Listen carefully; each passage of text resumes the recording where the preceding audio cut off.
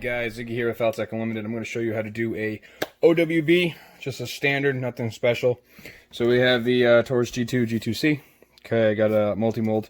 The only reason why you're going to see this right here is for the TLR6. I started chopping the molds, but then I realized that right here breaks every now and then because of this, so I started cutting the lights. So just disregard that. You don't have to worry about it.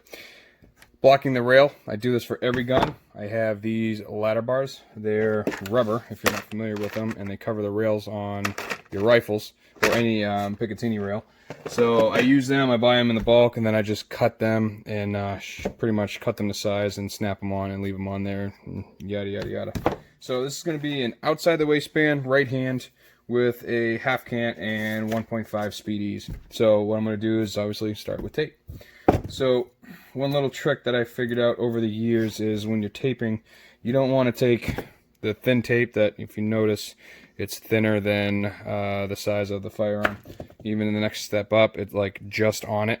I don't like doing that. I like wrapping over the top and over the bottom. That way you get a, honestly, it feels like a better fit to me, so I personally like that, so that's what I do. So I'm going to take the thick blue tape, and I'm going to go ahead and rock 5 layers.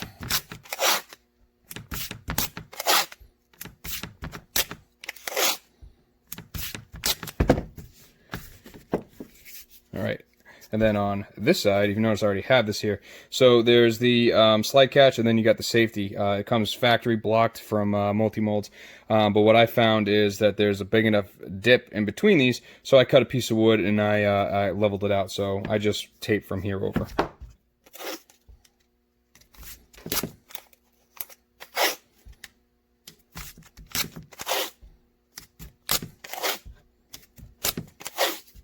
And the last one, I'll go a little bit more, and I wrap it around, and then smooth that out. All right. So because it's OWB, I like to open the mouth out. Some people that think they're better than you will tell you how you don't need it, and it's a crock of shit and all this stuff. Well, I could tell you that I like it, and my customers like it, so I do it. So I have a bar, it's aluminum stock, and I cut angles on each end. And if you notice, I always go with the angle of the grip, so it's nice and smooth. And this is cut to be the same, so it's flat and flush. So I will rock that there. Oh, there we go. And then again, I'll take the edge of the pencil and get a nice flat tape mark, because if you leave it so it like forms over it and it bubbles out, when the foam presses it, it's going to take it and move it. And I figured out if you put the tape down, moving will not happen anymore. Because this is going to be an OWB, all I need is a little blocking right in front of the trigger guard. So I have a whole bunch of pre-made blocking, and I will generally find the one that fits the best and rock that one. Usually it's this guy right here. I did a little swoop on it, and it fits inside the trigger guard just like that. So we'll take that,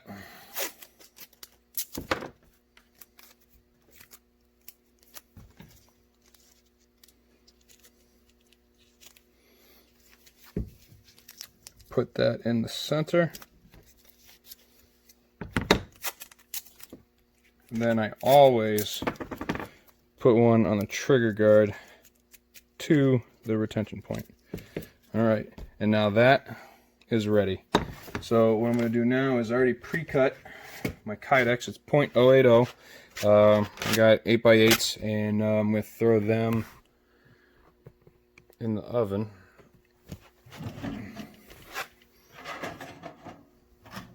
Turn that on, and see you in a second. All right, we're going to check it. All right, it's at 265. So what I like to do is rotate them 90. And then you're going to see in about 50, 60 degrees, I'm actually going to swap sides with them, just because of this oven.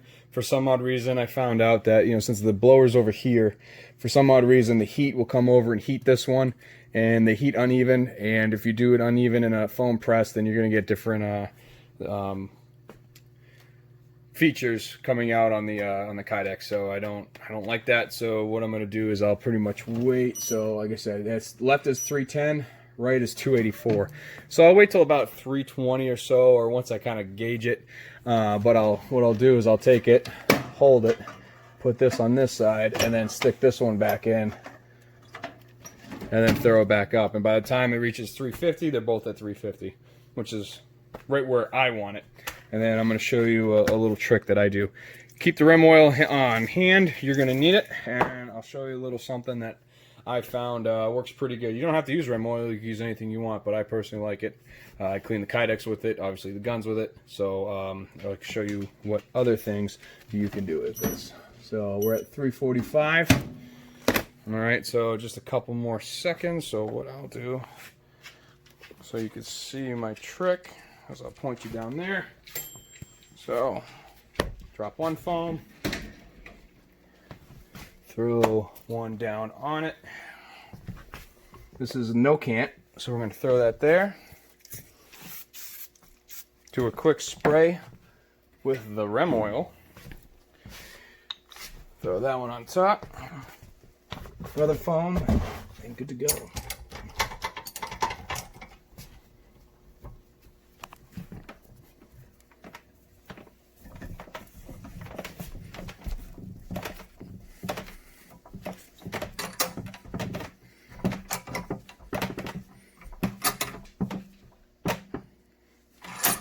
Cool.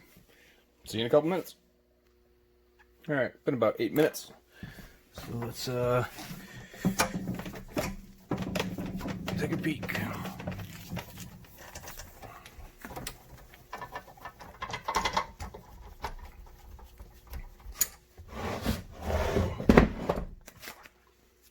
Beauteous. Still a little warm, I see. Yeah.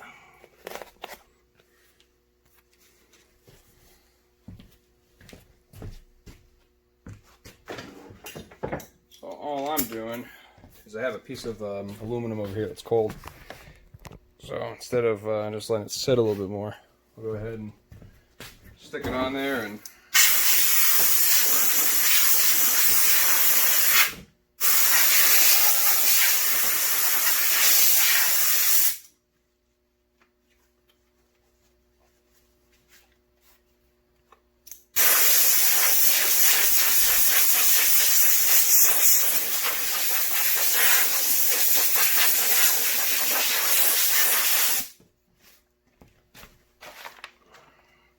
Alright, so I'll show you what I do. Alright, there we go. So, I have this really cool tool called the contour gauge. It's like $8 at Home Depot. If you don't have one, get one. It allows you to draw a straight line over a curved surface. Alright, so you could map out whatever you want. So this is how I do every single one of my holsters. So you got your indent right here for your finger, okay?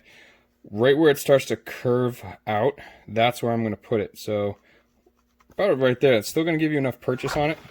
This is also going to a chick too, so her fingers aren't going to be massive. So what I'll do is I'll like straighten this up with me, and then at a 90 degree, so perpendicular, I will do this, and I'll just mark here and there.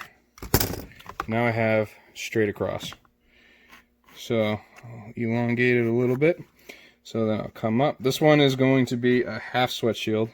So come up, and I'll do actually right about so, and then come back down and over, and then I change the angle right here, and I go over and I match that one, or I taper it off, whatever. But I like the look of that. This is going to be Speedies, so I have the Speedies out right now.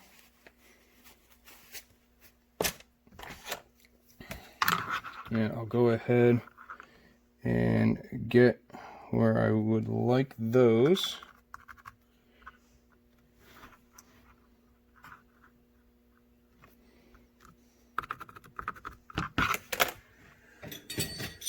Then I have the drilling platform from DIY. And I'll go ahead, and this has to be parallel with this. Which looks good right about there. And I generally do 3, depending on the size of the firearm, so it's going to be 3 holes. Like this side you can do 4. I personally, it's all up to you. There's not going to be a lot of up and down movement, I don't think, so I'm not going to do 4. I like to do open bottom for my OWBs, so I'll come out to there. It's going to be a little over, and then I'll go from the sight channel right to there. Again, go down. This is going to come out, so I'll match that. So this will be matching the angle right about there. So I'll put a rivet here, and then a rivet's going to go there. And that's how I'm going to do it. So throw these guys on, verify the line, and I already got my 1/4" bit in here.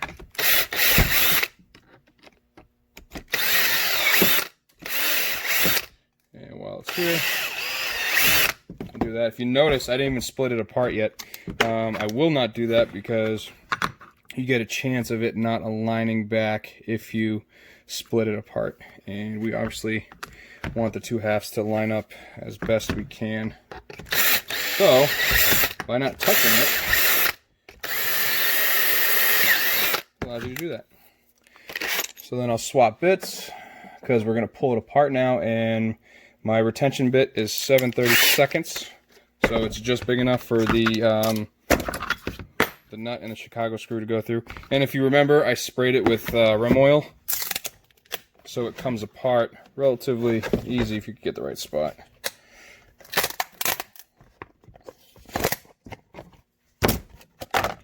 So I'll leave that.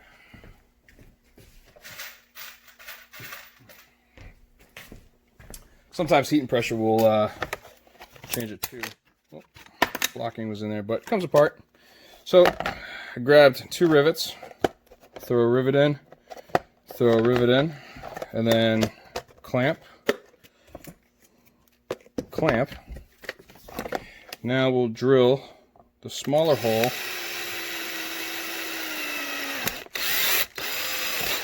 for the retention. And take that out. Oh. Of course, I drop it everywhere. Ow. Then, I've got this guy. And you're going to deburr all the holes.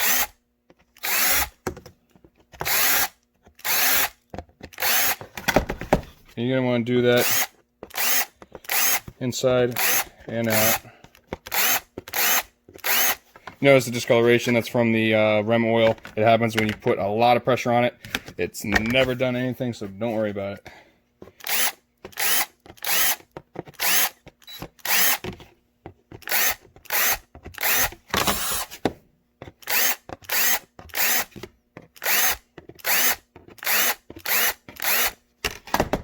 Alright, so the use of drills are done.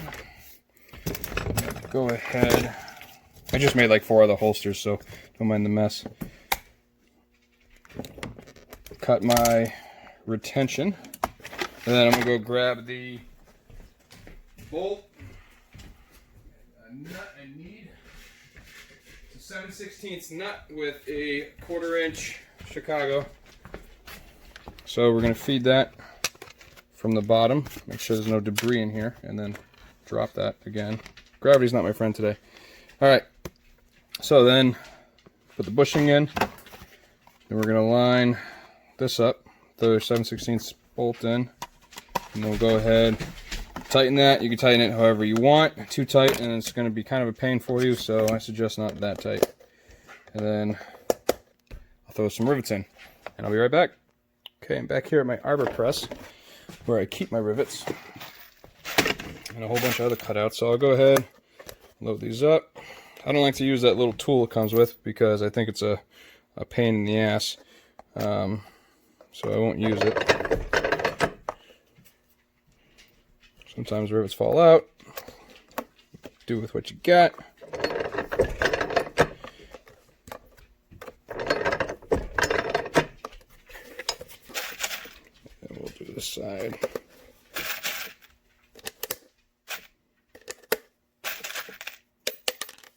Man, gravity's not good for me today.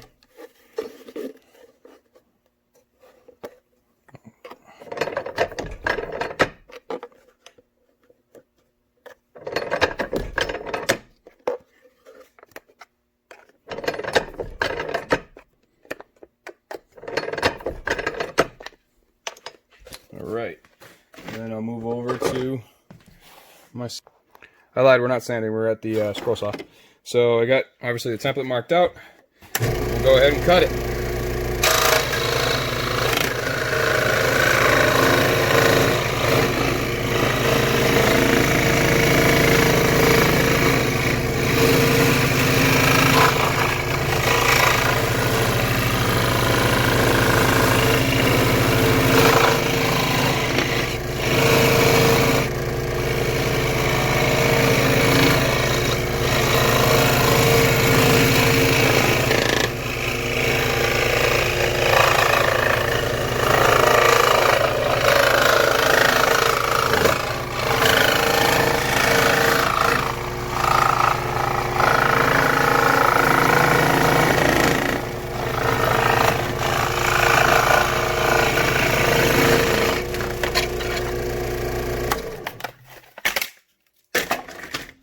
And there we go. And we'll move on to the next station, which is right next. So, what I'm going to do is a couple things. First, I'm going to take my Dremel wheel, I'm going to cut this.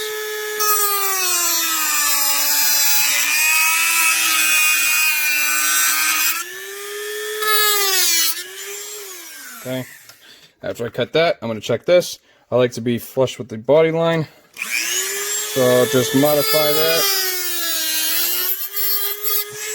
Okay, that's good. And then if you notice, the scroll saw was a little tilted, so we got one end higher. You can see it right there. One's higher than this end. That's all going to come out up here, so hopefully you can see what I see.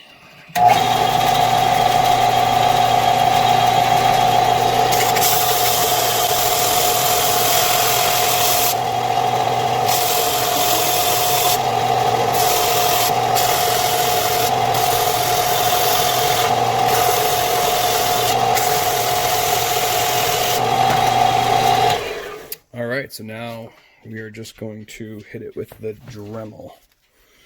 So again, every video, it's a 240 grit Dremel. Absolutely love it. I do every single holster with it, along with a couple other steps that I am going to show you. So this is where we're at right now. The belt, I'm only going to hit these edges. Up here, obviously, I can't really do it. I could do right here, but it's just pointless and kind of a waste of time to flip it. So do this real quick. And generally, I will push it against my dad bod. So push it against you and hold it. And the closer you hold to the rotor, the more control you're going to have over it.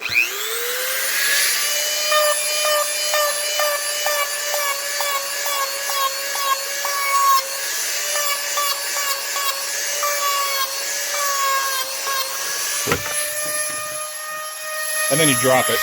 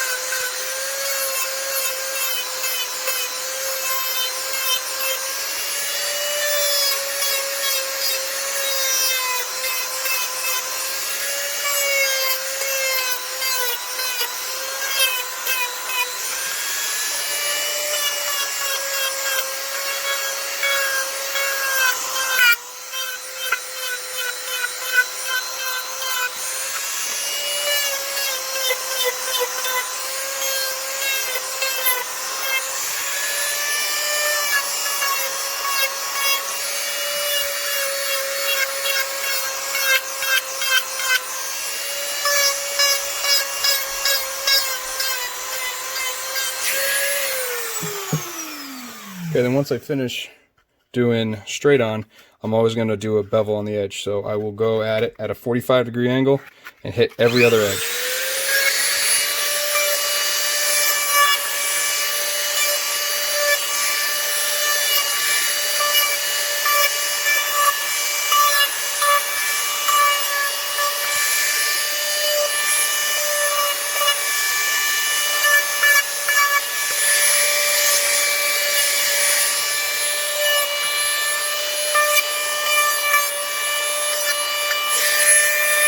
And then hit inside.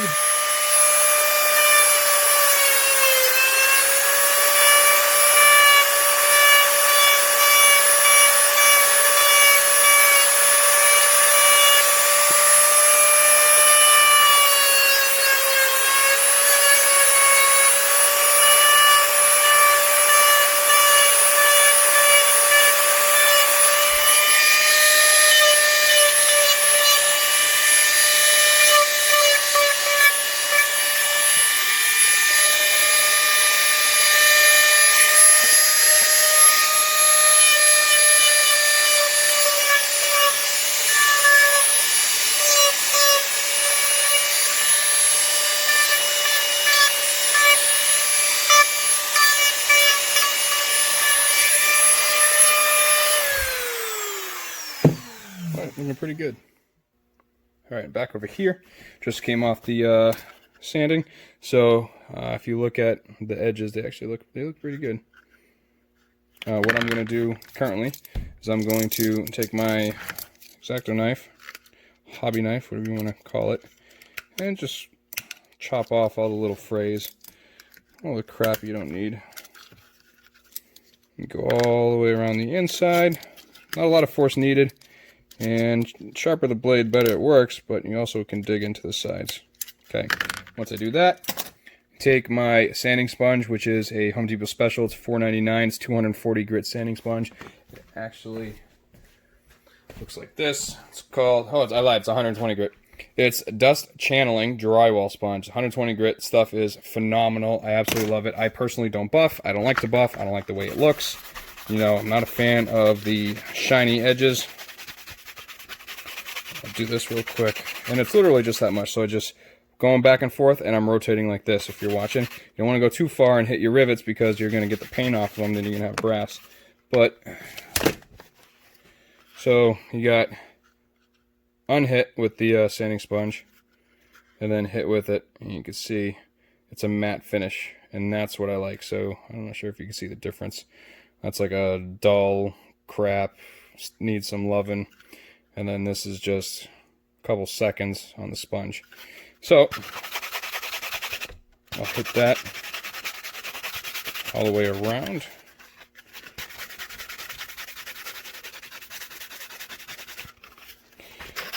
Make sure you get inside.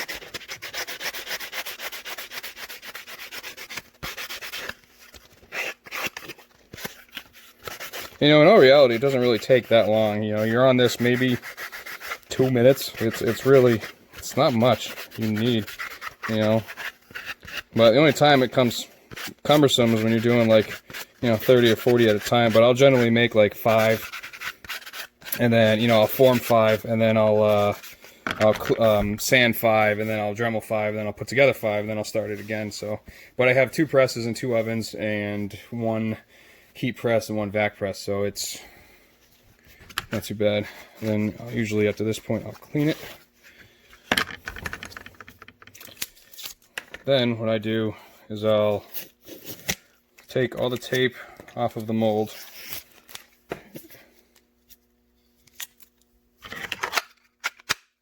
Alright, and that was a little tight, but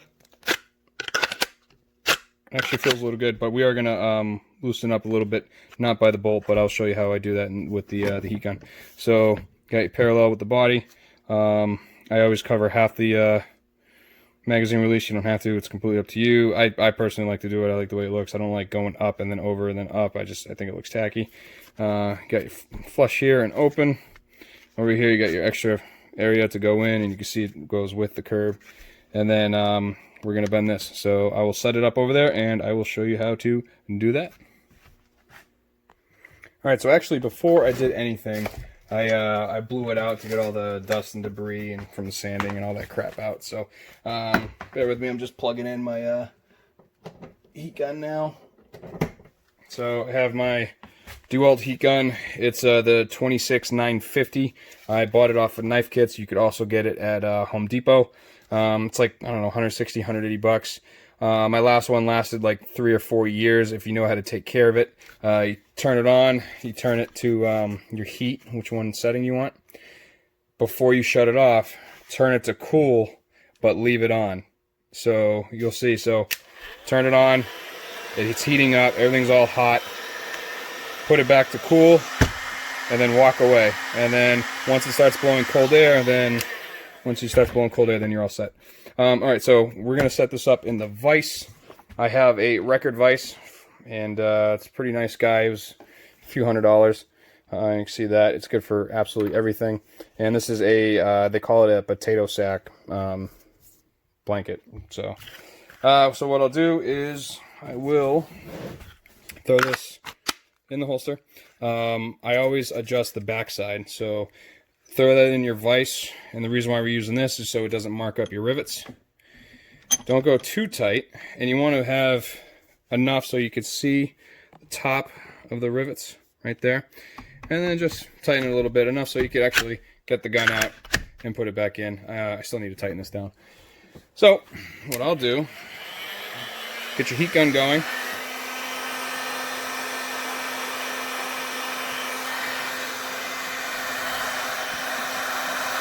Heat up the trigger guard just a little bit, just soften it.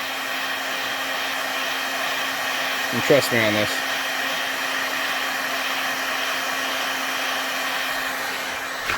Alright, so that pulled out easier.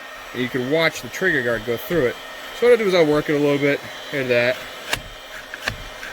So that's right where I want it. That is perfect because it's adjustable with the screw.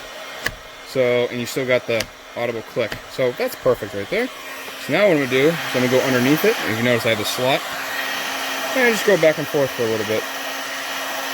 If you see smoke, it's from the rem oil on the rag. Alright, so a little bit on that side. And then a little bit on this side.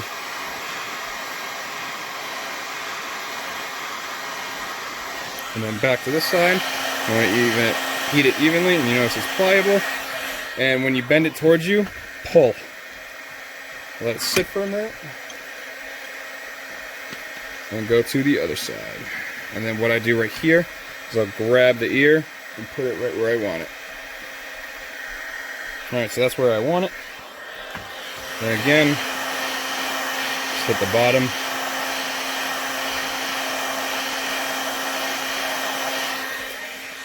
And the other side. You notice it's starting to move on its own. And I'll hit it again from this side. Not quite there yet. Oh, now it's there. So it'll fall on its own. Alright. And I'll grab it. Then I'll match the ears. And I'll just hold it there. And I'll set you up over here. Alright, so we're back over here. We just bent the ears. They look great. Holster looks good. So now what I'm going to do is spray it. Outside, inside, outside. Just a quick dab. Wipe all the pencil marks off of it, if there are any left. I blew out the inside of the holster with compressed air. Then I usually run a rag through it. Check everything. Make sure there's no crack. Alright, so she's doing speedies for this customer. Notice how it says R for right, L for left. The Chicago screws are actually going to go on that side. So I'll bust those through, put on my 1/4 inch rubbers.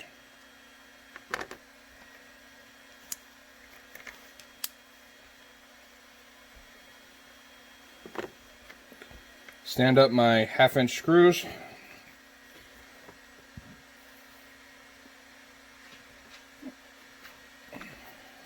Alright, so my left, going on the left side of the holster.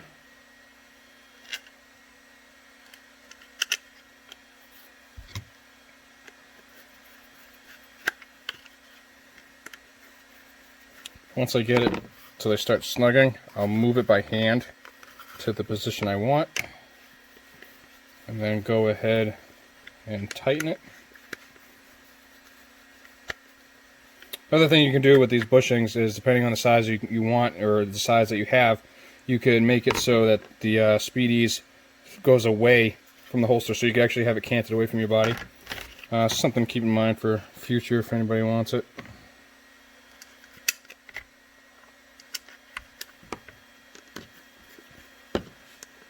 So I'll get it snug, move it to where I want it, and tighten it up. Alright, and I'll give it a final look over, and it's going to go get my laser engraving on it. Right now my laser's down because I just came back from a gun show, and it's not set up just yet. So that's it. So this is a how to do an OWB pancake with speedies and adjustable retention, and how to bend the ears with no special tooling, just a vise and a heat gun. So there you go. Alrighty. I'm Iggy Falcone with Faltech Unlimited. Thank you again for watching this video. Make sure you subscribe, leave a comment, comments, concerns.